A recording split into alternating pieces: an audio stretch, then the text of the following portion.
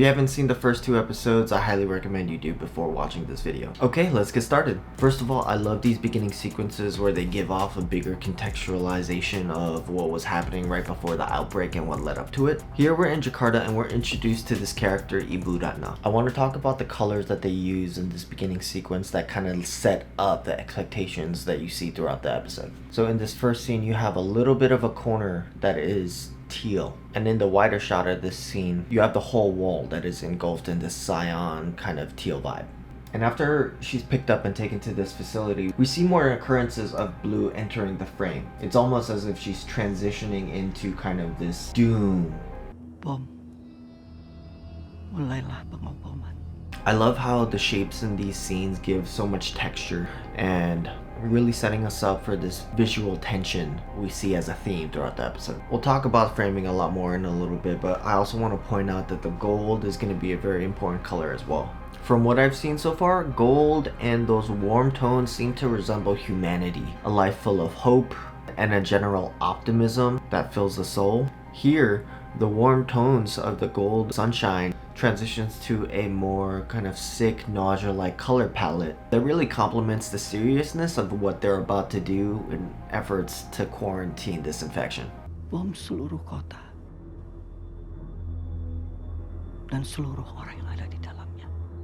After the beginning sequence, we jump in to find Ellie in a very innocent shot. Here we got shades of green blurred out in the foreground, and as she gets up, there's this hue of teal and cyan in the background. So there's gonna be a journey here where she has to test her wits and overcome extreme violence to kind of get there. And I love that they put her in between these two colors to really emphasize the dichotomy of kind of nature and death. The sun rays beaming down on Ellie is pretty obvious as far as what that symbolizes, but you can see Joel and Tess are still in the dark. Later on, you see Tess kind of meet her halfway, and now there's gonna take some encouragement to kind of get Joel to buy in. But something special here that I want to point out is that Joel is boxed in purple, and purple is also an important color that we can go back to. Now Sarah and Ellie are both represented in color, so I believe that the purple represents this kind of paternal love that Joel has, and I would imagine that this color kind of sticks with them for the whole series. You have moments where Joel seems trapped or encapsulated in a specific shape. I'm not sure what the differences are between the arches, the squares, and other shapes that come up, but it definitely gives you a feeling of confinement, entrapment, closed off borders, and just an overall tension to the atmosphere. And the sound design plays so well going along with all of these other elements happening in the scene. These nuances add depth to the experience of horror, and it ties in really well when they're introducing the clickers. And man, these clickers were awesome. They scared the crap out of me. This was a little different from the game, but I really didn't mind this change. I mean, you have a couple locations that don't show up, but that's totally fine. I think with the pacing of this episode, they made good cuts to progress the story quite a bit. I mean, even Neil makes a little nod to us gamer fans out there. Whoa. Yeah, looks different in the daylight, huh? In the game, you're kind of pulling an all-nighter going through the tunnels, the skyscrapers, the subway in order to get to the Capitol building. But here you kind of just skip all that. You got the museum, you got the hotel, and I think that was enough to get their point across. I also love how they kind of elaborated on this hive mind collective concept dealing with the hordes of infected here. They very much rely on sound more than anything to find out where you are. Once you shoot a clicker or any of the infected, that sound of the gun usually draws a lot of attention, and I think that added context is a lot more rich than what they had in the original. Then we gotta talk about Tess's ending.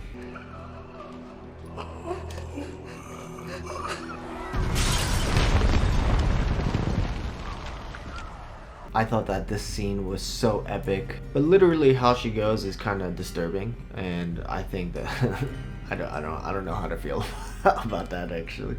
I feel that this was an upgrade. And then she finally gets this compositional treatment here where she is now engulfed in the arch and gets like kind of that glow where, I don't know, this might represent redemption or at least some type of fulfillment in her journey where she has done something good. So on to the director's takes. I feel like Craig's narrative and overall directing style kind of takes a much larger macro sense of the world here. There's a lot more exposition into the outside characters, while on the other hand, Neil is very precise. He definitely knows how to immerse you into feeling a very specific way, and it comes with this type of intensity that generates some kind of fear and anxiousness. So I can see Craig using a lot more vivid and bright colors to co-star with the characters he introduces, while Neil's color tones are going to be more dimly lit and more reflective of the mood that happens in the original game. I'm excited to see how they continue to develop this throughout the season.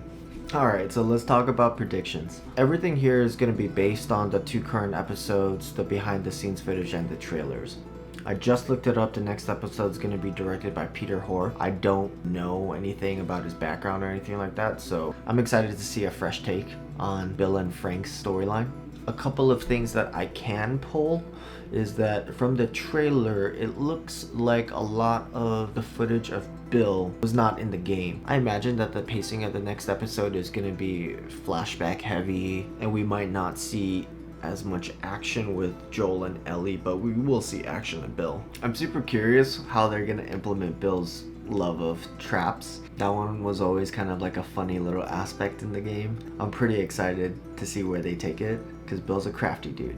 I imagine that they end the 3rd episode with Joel and Ellie driving into, you know, their cross-country road trip in search of Tommy, but how they acquire the car is going to be interesting. And I'm gonna take a guess here, but we might see a bloater. There are some things from the behind the scenes footage, like, you know, it's also teased in the episode.